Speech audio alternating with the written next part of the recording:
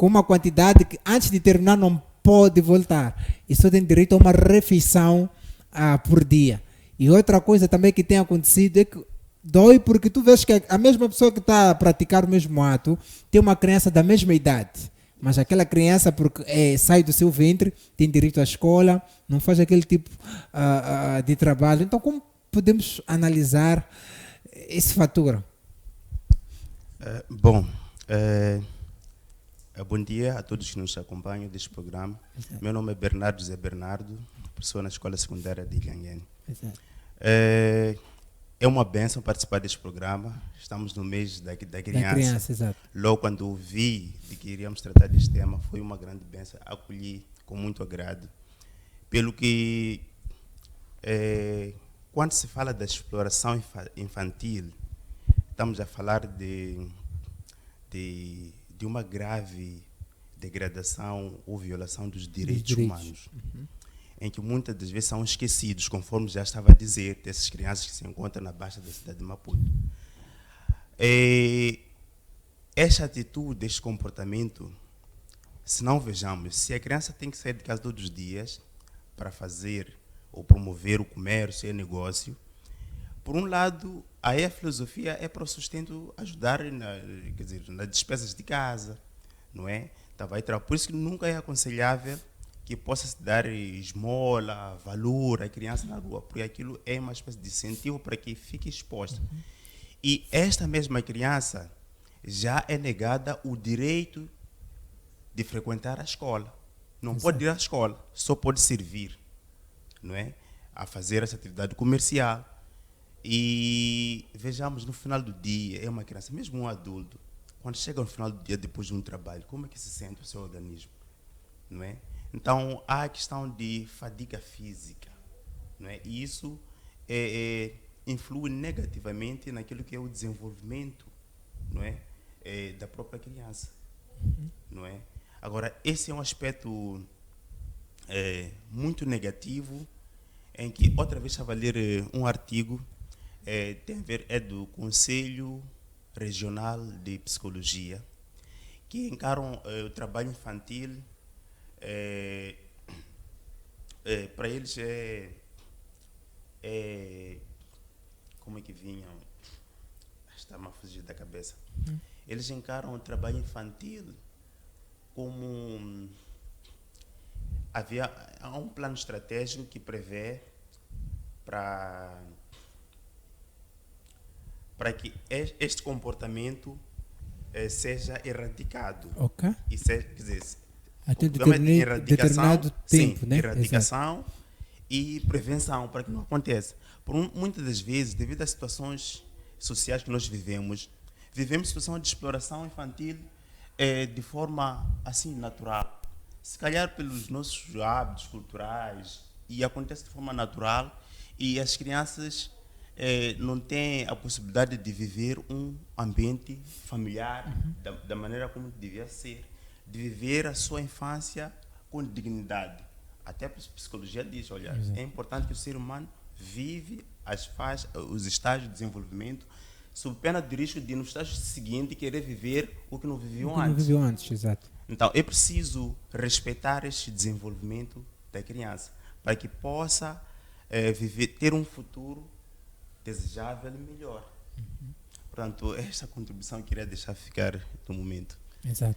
Professora Nádia, levando em conta que tem trabalhado com crianças, o que esperar de uma criança que logo cedo vê os seus direitos a serem atropelados? Os seus direitos a não serem respeitados? Infelizmente, nem tem noção que tem direito, talvez, à escola, nem tem noção que tem direito a algum acompanhamento, até a um lar, né? Mas logo cedo já sabe que a minha vida...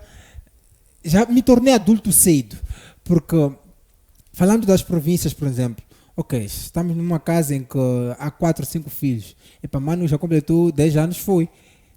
Eu ainda tenho meus 5, mas já cresço a saber que, epa, com 10 anos, pai também vai me levar a Maputo. Então, o que esperar de uma criança do gênero que cresce e, acima de tudo, que vê os seus direitos a não serem respeitados? Sim, sem dúvida, essa criança cresce traumatizada. porque a mentalidade, o psíquico dessa criança já sofre alterações. O físico da criança também já sofre por isso. Então, ela sofre várias vezes. Tanto a mente, tanto o organismo dela, tudo nela sofre. Exato. Porque, como dizia o colega aqui, todos nós temos fases. Nós temos fases. E a criança é violada à fase infantil, porque ela não brinca, ela não é compreendida, ela não é ouvida, ela não tem afeto.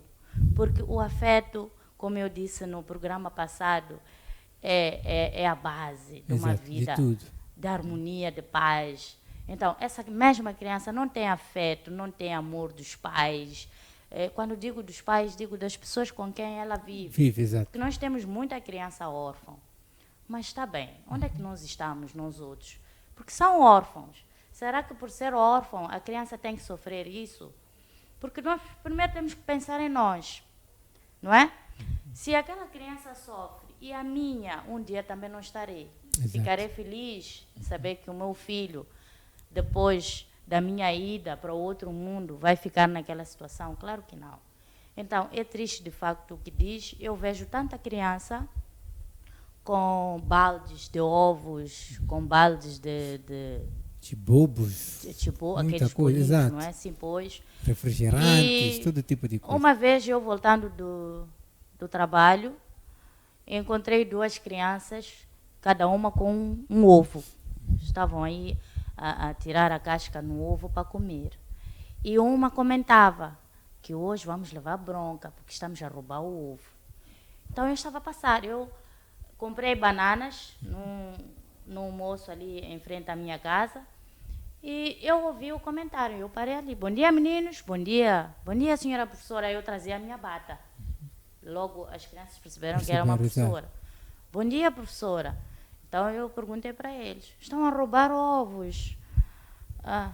Sim, é que estamos com fome.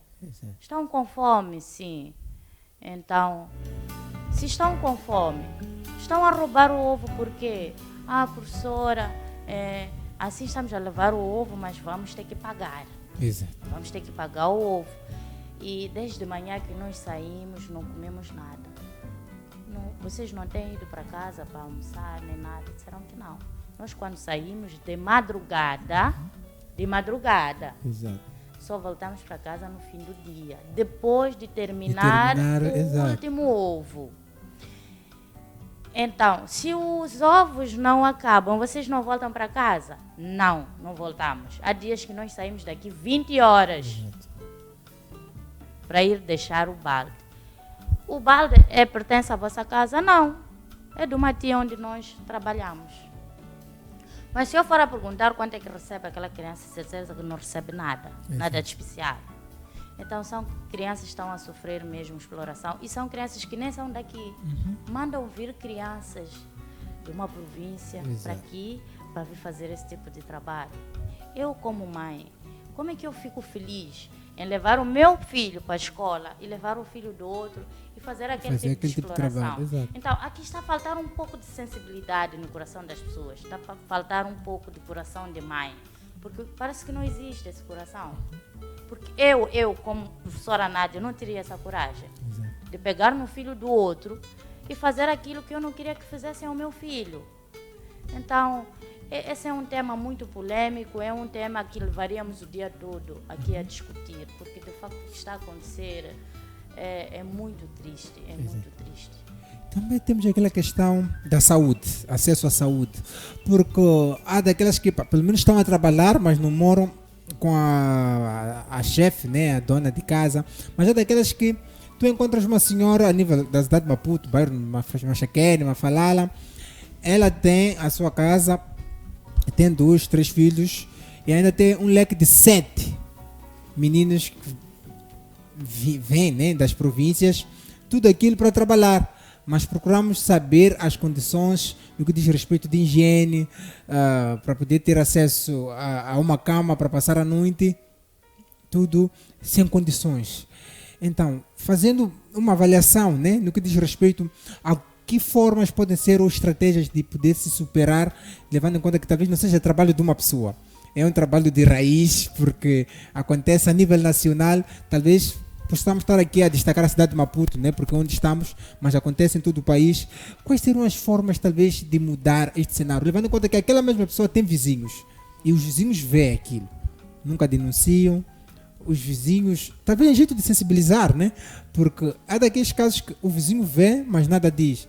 Ah, tia Xixa, ah, tia Nádia, tem muitas crianças. Ah, tia Nádia, tá bem. Até outros, tia Nádia, tá bem. Ah, tem muitas crianças que trabalham para ele. Então, que comportamento podemos esperar primeiro dos vizinhos, que são os primeiros a presenciarem esses atos? Sim. Em primeiro lugar, eu diria uma sensibilização, não é? Vamos ter corações bons, corações de mãe, corações de pai, corações de avós, e vamos denunciar esse tipo de casos. Exato. Porque são coisas muito tristes, de verdade. São coisas muito tristes o que está a acontecer. Eu sei que a pobreza nos afeta. E eu sei que os pais, em algum momento, mandam os seus filhos exatamente para procurar ajuda. Porque eles não têm condições em casa. Então, se manda o meu filho, pelo menos vai trazer alguma coisa no final do mês. Mas aí está. Pensa na saúde do seu filho. Pensa no que ele vai se tornar mais tarde, porque não podemos só pensar no presente, temos que pensar no futuro daquela criança.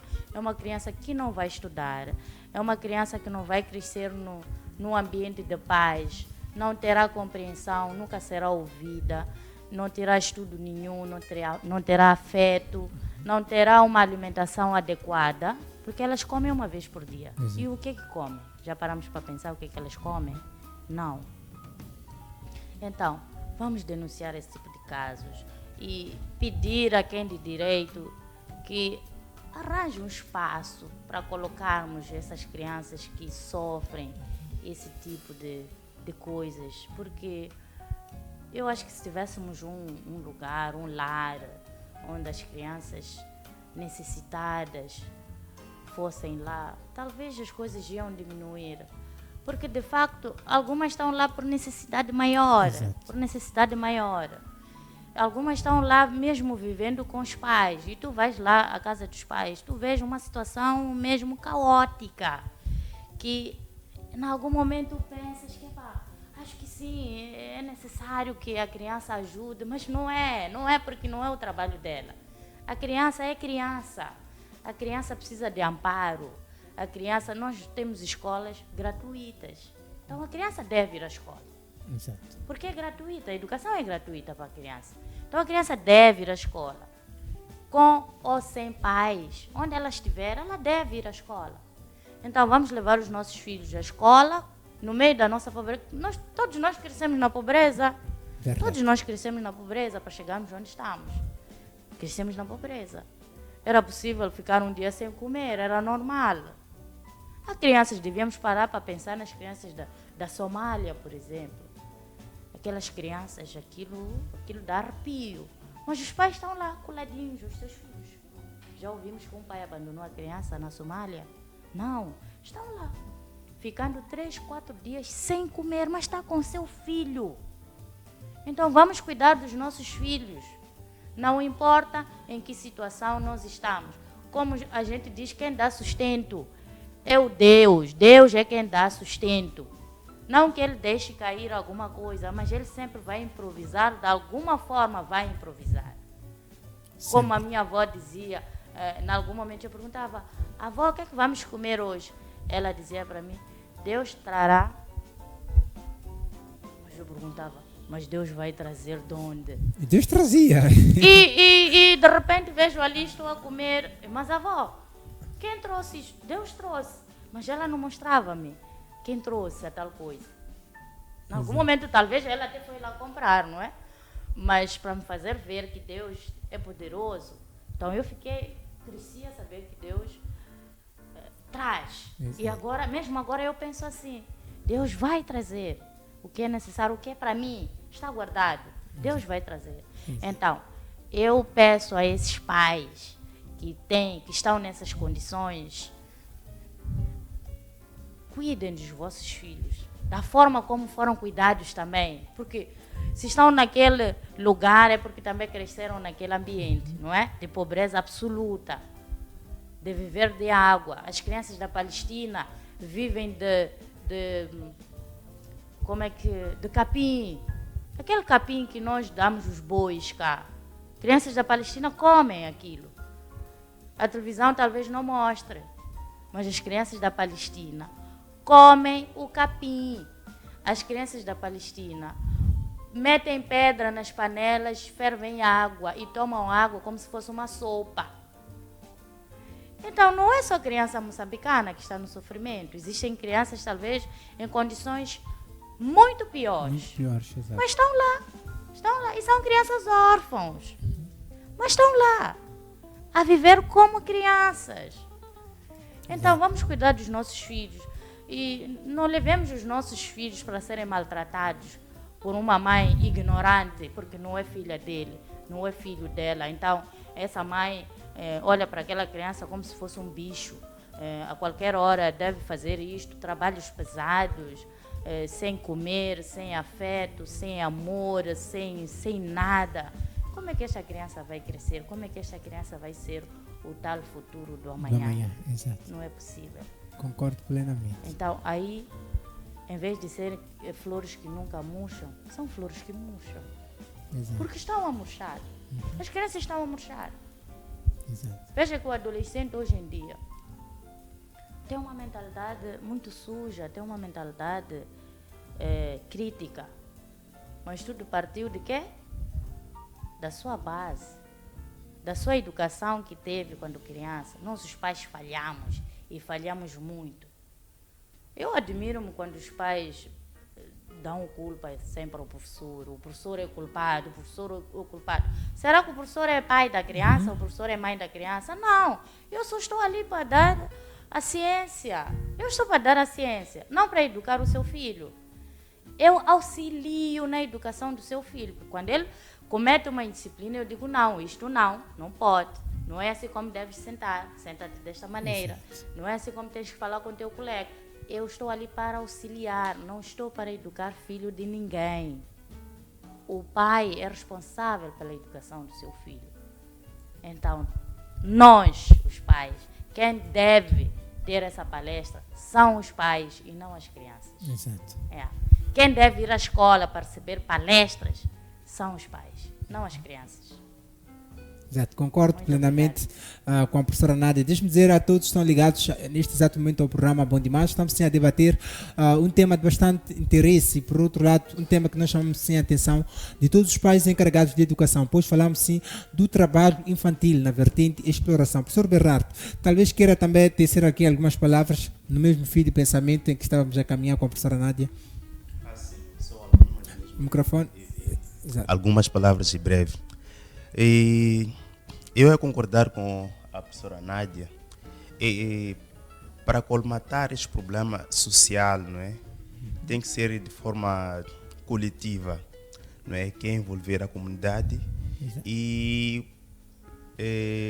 nas escolas, principalmente quando temos aqueles encontros com os pais, é fundamental fazer chegar a mensagem. É fundamental, só para reforçar o papel da escola, neste âmbito, e se calhar procurar saber quem são as crianças que estão na escola, não é?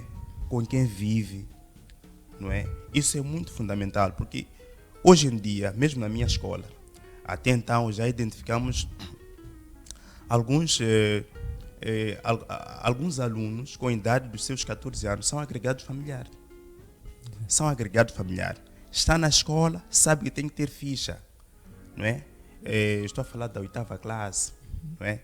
Tem que ter ficha, mas não tem onde buscar dinheiro. E nós, como sendo pontos focais de saúde escolar, às vezes costuma aparecer aí, às vezes chorando. O que se passa? O professor mandou embora porque não tem ficha. Onde é que está o encarregado dessa criança? Não é? E nós também, como sendo a escola, ao tomar conta, ficamos sensibilizados. Então, isso é um grande desafio de ver o que se pode fazer para esse tipo de crianças, né? Que estão a passar por situações de gênero, não é? E também o próprio Estado, o próprio governo também, há que reforçar, se calhar, a questão da salvaguardação, salvaguardar a questão dos direitos da criança. Devem ser preservados. E para ser preservado, o que é que tem que se fazer? Então tem que haver, eu penso que tem que haver uma espécie de, se calhar um instrumento, se calhar nem que seja para ser lido de vez em quando na escola, que é para recordar este direito desta criança, não é? Que em algum momento vamos dar espaço de, quando ele mesmo ver que o seu direito está sendo violado, que possa ter espaço de poder se pronunciar, que possa ter espaço de onde possa buscar esse auxílio, né, para superar. Porque senão, aquilo que estava a dizer a professora Nádia, essa criança vai murchar. Não é? Vai murchar. Portanto, essa pequena contribuição que eu queria deixar ficar. Aqui o trabalho tem que ser coletivo. Não pode ser só do pai, não pode ser só da comunidade, não pode ser somente da escola. É verdade que a escola, o seu papel era de ensinar, mas agora já acabamos já incorporando este papel de ter que educar, porque em algum momento, como professor na escola, vejo que não. Aqui, aquilo que era o dever do pai de fazer, não está a fazer. Está a fazer, exato. Não é? Está a falhar. Agora, não vamos ficar também de braços cruzados. Mesmo estando, se calhar, em algures da cidade, se calhar nos mercados, encontramos crianças com amendoim, se calhar pineiras aí, ou gelinhos, não é? Olha, aquilo é muito constrangedor. Em algum momento, são crianças que, se calhar, saiu da escola, chegou em casa de tua pasta, correu, foi pegar a peneira, se calhar para coletar algumas moedas, para garantir, quer dizer, nesse seria o autossustento, se calhar para cumprir, para quem manda, Exato. sem ganhar nada. Já agora é uma situação muito triste, e mesmo aqueles que estão ao redor dessas crianças passando esta situação, eu sou da opinião que nós não temos que ser pessoas que conhecem a criança. Mesmo eu que não conheço a criança, em algum momento, se eu tiver que agir, tenho que agir. Porque esse é um grito de socorro das crianças, mas em silêncio. Não dizem nada, mas quando observamos a situação do jeito como está, já é um grito de socorro. Exato. Nós todos temos que fazer alguma coisa. Mencionou aqui o fator desafios, talvez em jeito de últimas considerações, podemos estar aqui a debater o tema, mas temos aqui os bairros recônditos, lá nas províncias, em que nem todos têm acesso à televisão, têm acesso à internet. Qual seria a estratégia ou que papel o governo teria, né, que implementar no que diz respeito a fazer chegar que as mesmas crianças, para lá onde são levadas, nada de tudo que é prometido acontece? Talvez em jeito de últimas considerações. Alguns fatores como estratégia, né, de fazer chegar a informação que não devemos permitir de entregar os nossos filhos com promessas de melhores condições de vida, porque há quem entrega como quem diz, se tem um leque de 10 filhos, menos um aqui em casa, tudo vai melhorar, este aqui também está aí a trabalhar, vai poder mandar algum, enquanto desse algum nada acontece, a mesma criança vai sendo explorada. Talvez em jeito de últimas considerações. Eu vou dar a minha última palavra. É assim, é simples. Quando estamos diante período eleitoral, temos visto várias campanhas, chegam até quase vários sítios, todos os sítios. É isso que depois traz o quê? A vitória, o sucesso. Exato. Eu penso que, do mesmo modo, também pode-se proceder. Principalmente quando chegamos neste mês da criança, eu acho que tem que se fazer um trabalho muito coordenado. É fácil organizar equipes de trabalho que possam se mover para quase essas zonas até recônditas, não é?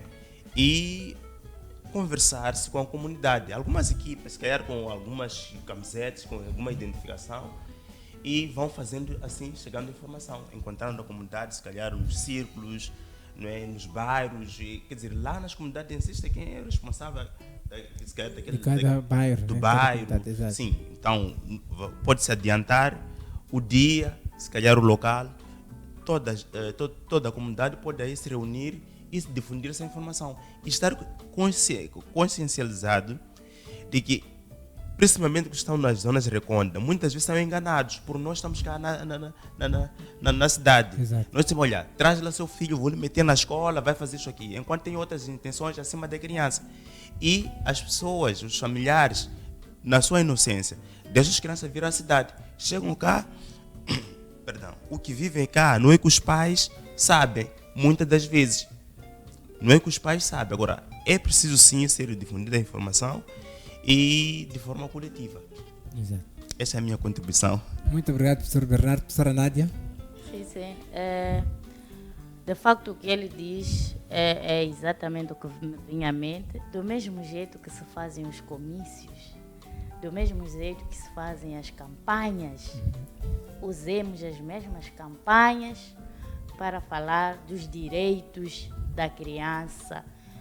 E sempre onde há direitos, há deveres. Porque as nossas crianças também não conhecem os seus deveres. Só sabem dizer, tenho direito a ter nome, tenho direito a não sei o quê. E os seus deveres? Não conhecem. Então, vamos ensiná-las a conhecer os seus direitos, a conhecerem os seus deveres como crianças. Vamos fazer palestras, vamos fazer comícios nos bairros, nos círculos, lá nas zonas recônditas, porque o governo vai até lá quando chega a fase da campanha.